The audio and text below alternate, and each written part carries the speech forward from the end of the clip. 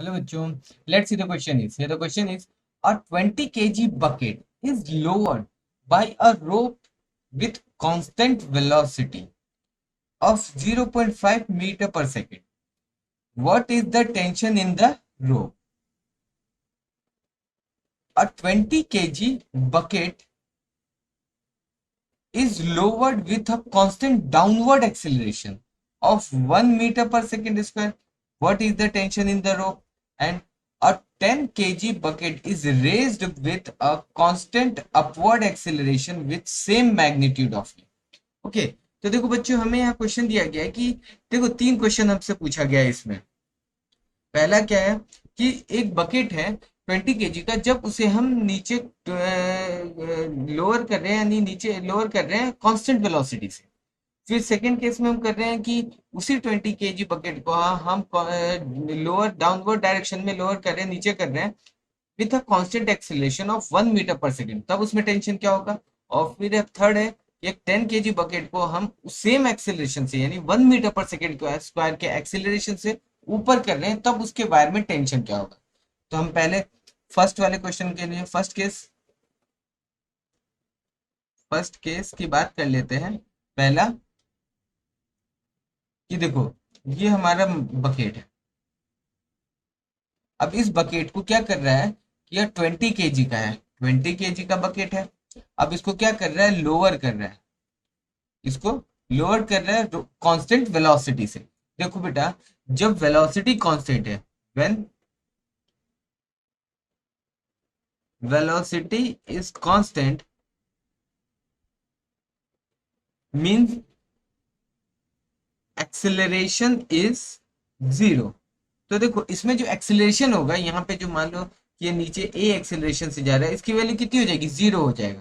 तो देखो, इसका वेट फोर्स जो किधर लगेगा? mg नीचे की तरफ और टेंशन ऊपर की तरफ। तो इसकी इक्वेशन लिखेंगे तो देखो, mg minus t is equal to m a. अब देखो, एक्सेलरेशन तो जीरो है, तो mg हमारा किसके बराबर हो जाएगा? टेंशन के बराबर। तो इस सिचुएशन में जब कांस्टेंट वेलोसिटी से नीचे जा रहा है, तो उसमें जो टेंशन आएगा वो होगा T is equals to 20 into 10 is equals to 200 Newton.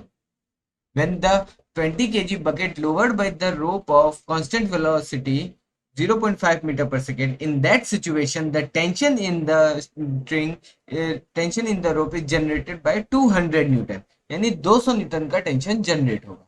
अब देखो, इन सेकेंड केस में क्या कर रहा है कि सेम उस बकेट को अब ए is equal to 1 metre per second square के एक्सेलरेशन से लोअर कर। तो देखो, इसका जो वेट फोर्स होगा किधर लगे? mg नीचे और टेंशन टी ऊपर, और ये बकेट किधर जा रहा है? नीचे जा रहा है। तो जो हमारी इक्वेशन होगी mg minus t is equal to m a. तो t इज इक्वल टू कितना हो जाएगा? mg minus m a. तो t इज इक्वल टू हो जाएगा, m कॉमन ले लो, तो g माइनस ए। तो टेंशन हमारा आ जाएगा, मास कितना है? 20, जी की वैल्यू 10, ये 1, तो हो जाएगा टेंशन हमारा 180 न्यूटन।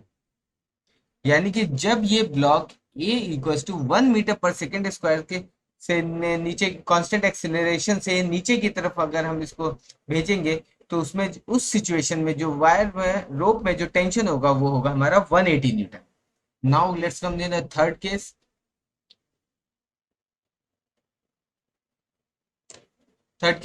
कि देखो, अब इस बकेट को same acceleration a is equal to 1 metre per second square से ऊपर की तरफ हम इसे पुल कर रहे हैं, ऊपर की तरफ खींच रहे हैं। तो देखो, इसका जो वेट फोर्स होगा हमारा mg नीचे लगेगा, जिसके कारण इसमें क्या होगा? एक टेंशन t जनरेट होगा। तो अब इस सिचुएशन में हमें देखना है कि जब ये 1 मीटर पर सेकेंड स्क्वायर से ऊपर की तरफ जा रहा है, तो इस सिचुएशन में जो टेंशन होगा वो कितना होगा?